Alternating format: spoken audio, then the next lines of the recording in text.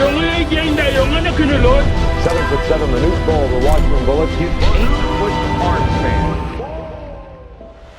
This is Manute Bol, one of Africa's greatest prodigies and the tallest player the NBA has ever seen. Standing at 7'7", I honestly don't think you guys can fathom how tall this man looks in person. You could take the rock, add a foot, and Manute would still be taller. But just looking at this guy got me thinking, is it even a good thing to be this tall? And on top of that, the main thing I'm wondering is, how the hell did this guy make it from Africa to the NBA? Well, coming from Sudan, Africa, there aren't many opportunities to make a living. It's not like there's a Taco Bell down the street where Manute can work the drive-thru. The only option Manute had was joining their military. So that's what he did. While he was stationed, they had a basketball court nearby, and this was the first time in his life that he had a convenient court. The closest court he had growing up was 50 miles away from his village. Manute would literally walk for days whenever he wanted to go play.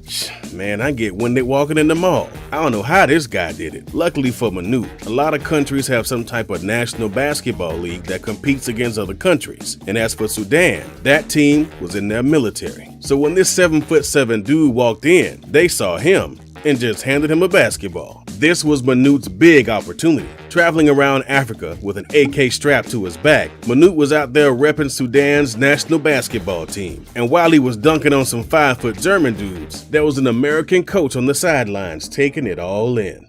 Don Feely. Now, Don had recently gotten fired from his job as a college head coach, and he heard about this spot out in Africa that apparently had the tallest people in the entire world. And when he laid eyes on the near 8-foot giant, Manute Bol, it was love at first sight. At this point in time, Manute Bol couldn't speak English, read English. Hell, he didn't even know how old he was. So I have no idea how Don managed to communicate with Manute in the first place. But he convinced him that just on height alone, Manute could easily make it into the NBA. And with that, Manute took a flight out to Cleveland, Ohio. Now that Manute's managed to make it across the world, it's time for the real challenges to begin. Now, he's got to make it to the NBA.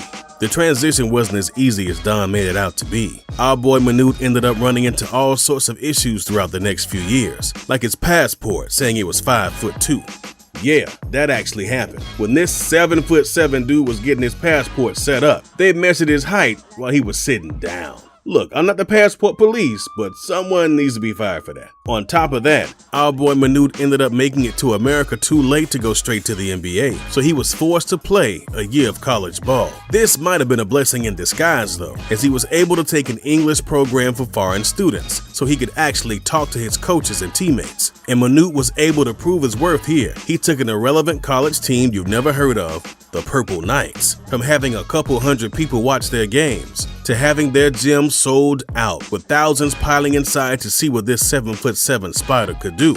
Ultimately, Don was right. After 3 years of dealing with all these random BS problems, Manute did it. Coming into the league in 1985, setting a record as the tallest player in the history of the NBA, it was time for Manute Bol to prove just how good he was at basketball. As a starting center for the Washington Bullets, our boy Manute went on to break even more records, averaging a ridiculous 5 blocks a game his rookie season. I know this guy's 7'7", but 5 blocks a game? You think he's still playing against some 5-foot German dudes in the military? Not legit NBA stars. But other than his unbelievable blocking ability and height, Manute didn't have much else going for him. I mean, our man weighed less than a Great Dane, literally. At 180 pounds, our boy Manute couldn't even bench a 45-pound bar. Come on, man. My little sister could bench that. So Manute was hit with a new challenge. Put on some weight or get traded from his team. Imagine this 8-foot blocking giant. Now imagine him at 250 pounds, because that's what the Bullets were imagining. They tried everything they could to help this dude put on weight. They literally told him to start drinking beer. So Manute started downing Heinekens left and right. And from that point, our man never played another NBA game sober. Legend has it Manute would walk around the locker room butt naked drinking Heinekens all day long. Never gained a pound, but hey, at least he was happy. But even though he was happy, the Bullets still wanted him to put on some weight. And after 3 years of not even gaining an ounce, they traded him off to the Golden State Warriors. At this point, we're in 1988. Bol is living the American dream. He's still in the NBA, drinking Heinekens all night, sleeping in every day. You're probably thinking, he's made it. Until one morning, Manute was woken up by a phone call that would change his life and the world forever. Manute was about to embark on a journey that would make the NBA look easy. Look, if there's one thing you need to know about Manute Bol, is that you don't mess with his beauty sleep. Manute was furious someone was calling him before noon, and when he answered the phone, he let the guy have it. But the guy on the phone wasn't a fan, a manager, a coach, wasn't even his mom. Instead, it was a guy speaking a language Manute hadn't heard in years. Dinka. You see, Manute came from a tribe out in Africa known as the Dinkas, and the caller was a Dinka native himself, representing a militia that had just formed back in Manute's home country, Sudan. He reminded Manute that while he's living the American dream, drinking Heineken's butt naked, there are brutal atrocities happening back home. Although Manute was enjoying his time in America, he didn't forget how merciless it was growing up. According to Bol himself, at least 250 of his own family members had either been killed, sold into slavery, or starved to death. I couldn't make Manute's past sound more horrible if I tried. Sudan was full of corrupt leaders, watching their citizens die every day, and they would keep letting it happen as long as it meant they could get a little bit more money and power. This phone call changed everything for Manute. Saving Sudan became his life purpose. The only question now is, could he actually do it? With a bank account worth $4 million, Manute donated $3.5 million to start funding his own militia. To the public, Manute was known as the tallest player in NBA history, but in private, he was a war general. He'd finish up an NBA game at 8:30, and by 10 he would be in a basement, instructing his militia thousands of miles away from the slaughter, and he did this for years. Eventually, Manute teamed up with John Garang, a man known throughout all of Sudan as a revolutionary leader, and together, they take on Sudan's government. In one off-season, Manute flew out to Sudan to meet up with John and see how his investments were doing. The public thought that the $3.5 million was feeding a lot of hungry kids, but in reality, Manute was getting his militia strapped up. And at this point, Bol became a rebel first and a basketball player second. Deciding to leave the game of basketball entirely in 1997, Manute moved to the capital of Sudan and started directing his militia from the field. This created the most dangerous chapter of Manute's life. Keep in mind, when you're trying to overthrow a government, they're usually not going to be too happy about it. And Sudan's government wanted Manute's head. He put himself in a position where he had a newborn son, an entire army depending on him, no more money coming in, and he was the biggest target in all of Sudan. At this point, Manute literally couldn't leave his house without at least 4 bodyguards around him at all times. Ultimately, Sudan's government knew they couldn't touch Manute. He was too much of a celebrity, but what they could do is extort him. They decided to hold his exit visa, meaning he couldn't leave the country unless he stopped funding his own militia and started pouring that money into their government. Trapped in Sudan, Manute lived life with a target on his back for the next few years. Eventually, he started working with U.S. senators to try and find a way out.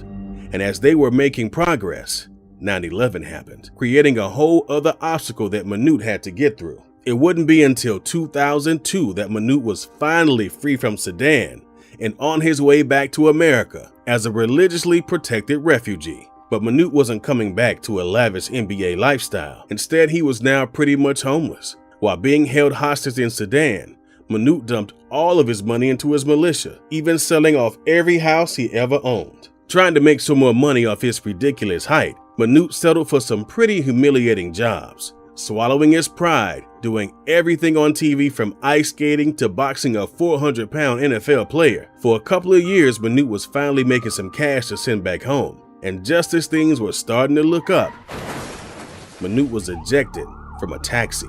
This 7'7" man was thrown through the windshield. When first responders arrived, they found Manute and the driver laying on the road, unconscious and fighting for their lives. The cab driver, Neville Robinson, went into cardiac arrest and unfortunately didn't survive the crash. Manute was airlifted to a nearby hospital where he was put on life support. He remained in the ICU for a while, recovering from 2 cracked vertebrae in his neck, along with other internal injuries. Ultimately, Manute would recover, but he would be left needing a cane for the rest of his life. Doctors said if he hadn't been in great shape from being an athlete, There's no way he could have survived. And this entire crash happened because the cab driver had been drunk. This situation completely ruined Manute Bol financially. He had no health insurance, sent every dollar he made to his militia, and was now drowning in medical debt. Just a year later in 2005, no one on either side of Sudan could take the bloodshed anymore. After 2.5 million dead, the revolution was finally over. Ending their civil war with the peace treaty in Nairobi, Kenya, Sudan split in two, and Manute found himself in control of a new country, South Sudan. He spent the next few years helping form a government and campaigning from village to village on behalf of Salva Kiir Mayardit, a man who fought alongside Manute throughout this entire civil war. Since that phone call in 1988, Manute had put the revolution over everything. He put it over his career, money, fame, and most importantly, his health.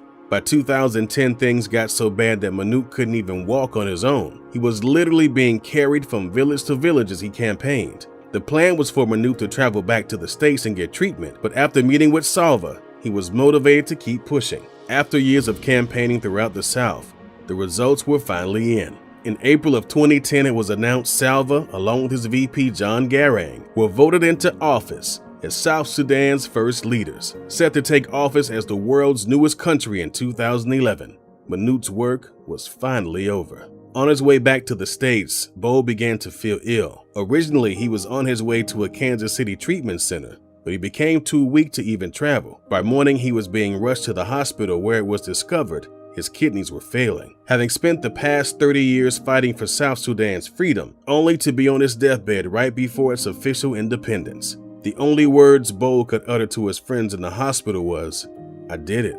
I did it."